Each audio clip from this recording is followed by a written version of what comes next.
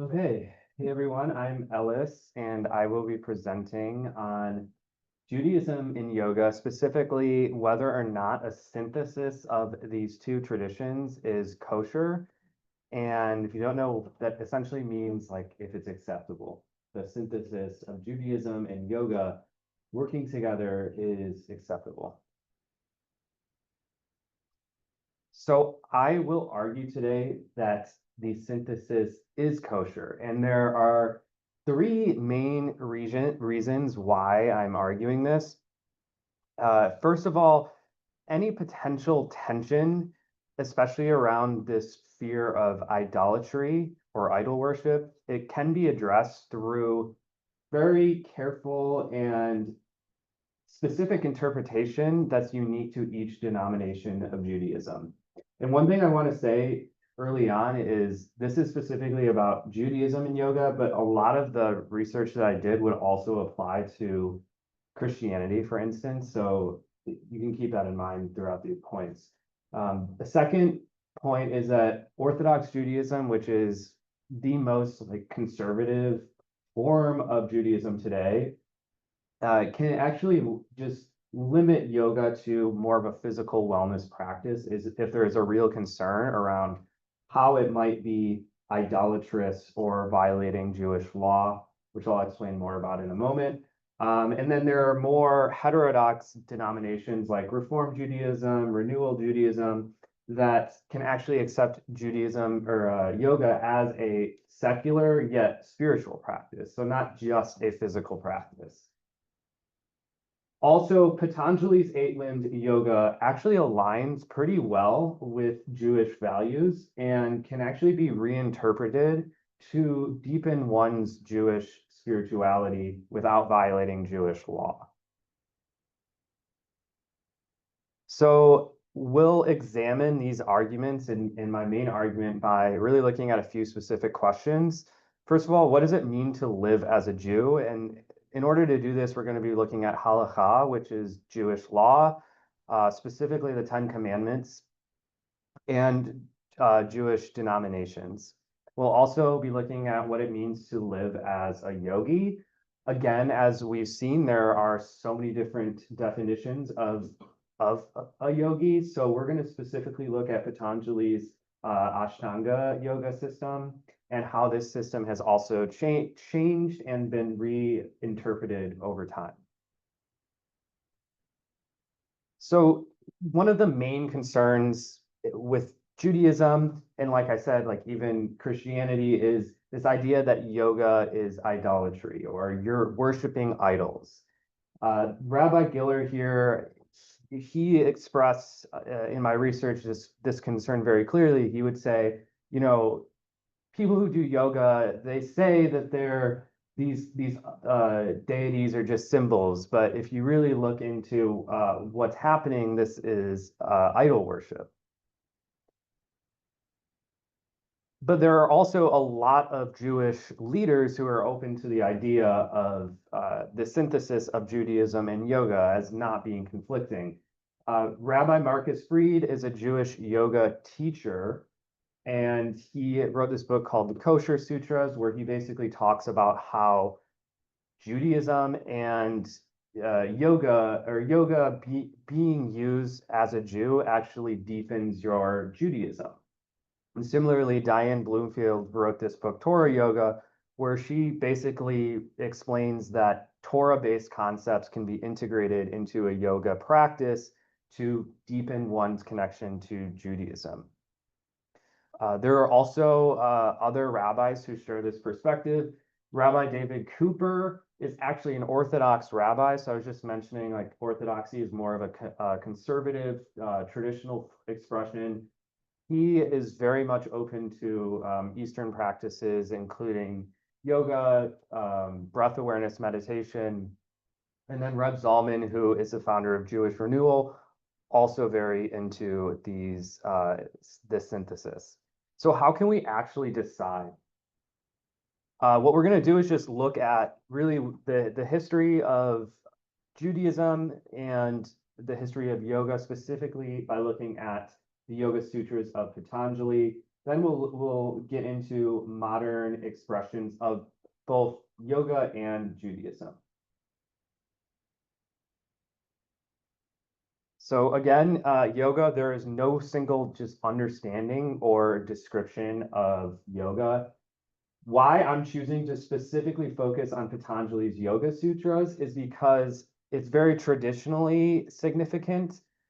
As we've heard today, it is really foundational when considering yoga as a system, as a practice. And it's also very significant in modern yoga as well, because anyone here who's done a yoga teacher training would know that typically, even in like a 200-hour teacher training, this system will be referenced as like the root of what yoga is. So any class you go to today will likely be taught by someone who has learned yoga through this lens. And what is this more specifically? So it's this eightfold ethical and spiritual system that's focused on stilling the mind and realizing the true self. So it's this spiritual system where there's this end goal of this realization of essentially who we really are, but there's ethical elements as well, and it's in many ways very psychological. Beyond the Yoga Sutras, there's many systems of yoga, but Hatha yoga is pretty important to know because this is really how yoga started to shift more towards this physical and energetic focus. Whereas the Yoga Sutras are originally like, there's not a big focus on doing postures like you would see in classes today. And then modern yoga is when we really, over the past, 200-ish years, it became really this like global movement. And I would call it interspiritual because in many ways combines different religious elements and secular ideas as well. And what are the goals of yoga? So traditional and modern yoga, what is the point of it? So as we've seen with the Yoga Sutras, the goal here is to still the fluctuations of the mind, and this leads to realizing what our true essence is. And in modern yoga, this sometimes is the goal, but I'm sure as many people here have seen, if they go to a yoga class, you might not ever hear anything about that. It's just for improving your wellness and physiological health. So now Judaism.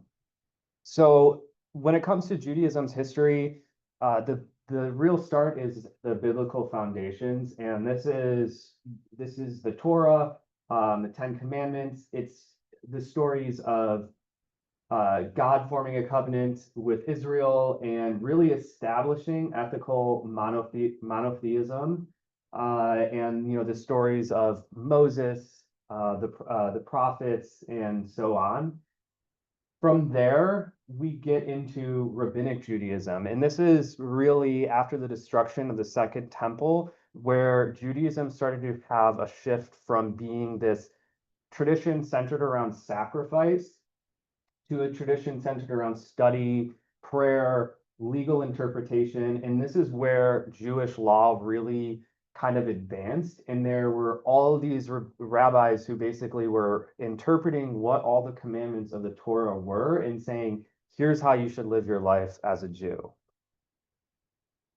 Now, after the rabbinical start of Judaism, there were different expressions throughout time, but what I'm going to focus on mostly is modern denominations of Judaism.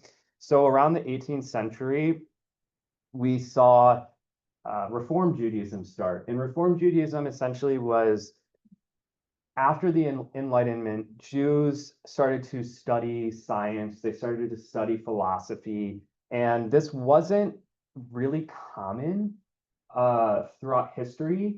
And this led to Reform Judaism, which was essentially an expression of Judaism that said, we're going to live a modern life in a way that's integrated with Christian culture, but we're still going to be Jewish. So their interpretation of the Torah and their interpretation of Jewish law was different. They started to say, you know what, maybe we don't need to not do any work on Shabbat. Maybe we can actually clean certain dishes on Shabbat and be a little bit less strict. And then from there, other forms of Judaism and denominations started to come to fruition. Actually, Orthodoxy was actually a response to Reform Judaism. And Orthodoxy was like, it's moving to this progressive wing. We need to be more, in many ways, more strict than they were in the past. And so what are the goals of Judaism traditionally and in a modern sense? So one big idea metaphysically is this idea of tikkun olam, which is translated as repairing the world. This is both a like metaphysical idea and also a very practical idea. So essentially, metaphysically, this idea is rooted in this notion that the start of the world was through the shattering of vessels, and essentially we, through spiritual action and correct living, can basically raise divine sparks, which are just like scattered throughout the world. There's all these divine sparks scattered, and it's our job to actually raise these divine sparks up, and that will repair the world. And so this is done through spiritual practice, and then it's also a pretty popular concept in Judaism today, practically just through like social justice. Outside of that, another very significant goal is just service to God through mitzvot, which are essentially following the commandments that again are outlined in the Torah and through halakha. And so this is done basically every single aspect of life is outlined how you should approach it through Jewish law. So there's, from the start of the Torah, or yeah, like early on in the Torah, there's this agreement made with God, essentially, that you're going to live a specific way through these commandments. So now the question, is a synthesis kosher? I'll explain more in detail why I believe it is. So there are four main reasons, but I want to say that like nuance absolutely applies to these reasons. So the first point I'm going to make is that yoga does not violate halakha or Jewish law. So specifically, the main concern that you'll hear most, again, is this idea that yoga can be idol worship. And as I mentioned, there are many different expressions of Judaism. So orthodoxy, for instance, could say, okay, we have some concerns if there's the Buddha or Shiva in the corner of a classroom. You can always just detach those elements and continue to practice yoga in a physical manner. If you are less strict and you may have a like reform or conservative or renewal perspective on Judaism, then you can even you can be a little bit more relaxed with that concern.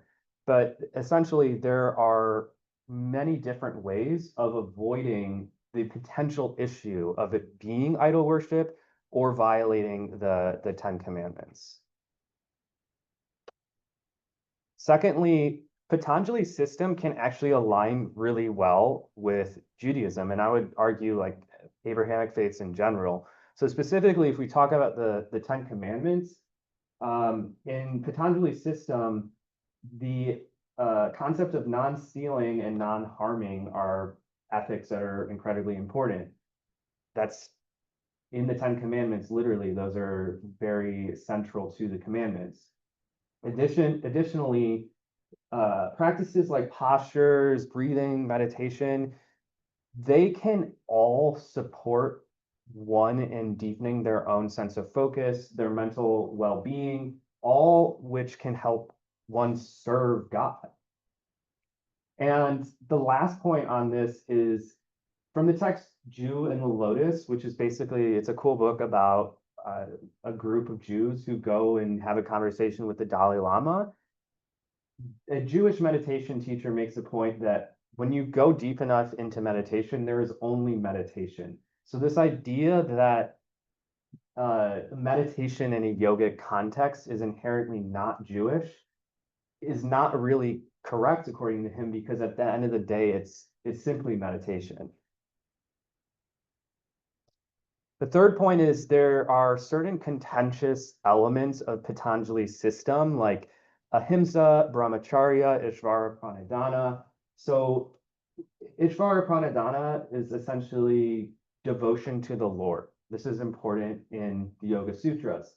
And some people are like, whoa, like devotion to the Lord, does that mean like I'm devoting myself to Krishna or something? And when you look at the text, it doesn't say that you in any way or are devoting yourself to a specific Lord or specific God.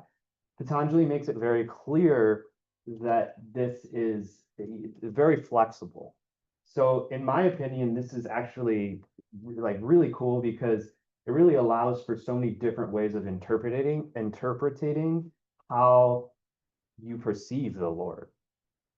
Ahimsa is another concern. So Edwin Bryan in his Yoga Sutras text, he talks about how, if you're a real yogi, you essentially have to be vegan. Now, like a lot of Jews aren't vegan. So does that mean there's a conflict there? In an extremely traditional perspective, maybe, but ahimsa today is not perceived and understood as in that extreme sense. It can be translated as really just being kind to ourselves, kind to others, and there's more flexibility with it. Same with brahmacharya, which traditionally may be understood just as celibacy and the need to be celibate if you're a yogi. Again, this term has more flexible interpretations today. So the fourth point, it's not really, I don't think necessary to make the argument, but I think really important is that, modern Judaism, just like a lot of modern Western religions, have an issue. Like people don't stay with them. They think that there's something missing. In Judaism in particular, there's a strong disconnection from synagogues.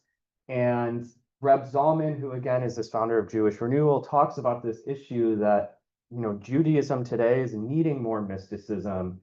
And the one thing people will say is, well, Judaism has Kabbalah. There's this mystical system in Judaism called Kabbalah. And the problem with Kabbalah is it's extremely, like, I would say advanced, and it's not really accessible. So yoga as a system is so simple to get into and learn. And so by having the synthesis, it allows for Jews to deepen their own spirituality and deepen their own Judaism through an accessible and very powerful system. So I'm just going to end with this picture of Reb Zalman and Ram Dass. So Reb Zalman, again, talked about him a lot, but he started out as a Orthodox rabbi, and he ended up like doing LSD and practicing meditation, studying with Buddhists, and he just took a different perspective on Judaism, not in any way less serious, but a much more, I would say, expansive perspective. And Ram Dass, I think most of us probably know who he is, but he's also Jewish, and he is also, I would say, Hindu and Buddhist and everything at the same time. And Yoga Chitta Vritti Nirodha. Yoga is stilling of the fluctuations of the mind. And to me, I think that's what's so cool about yoga as a system, is that, in my opinion, these arguments should help us understand that not only is yoga, it's possible to synthesize it with Judaism, but really, like, I would say any religious tradition, because of the meaning of this statement right here.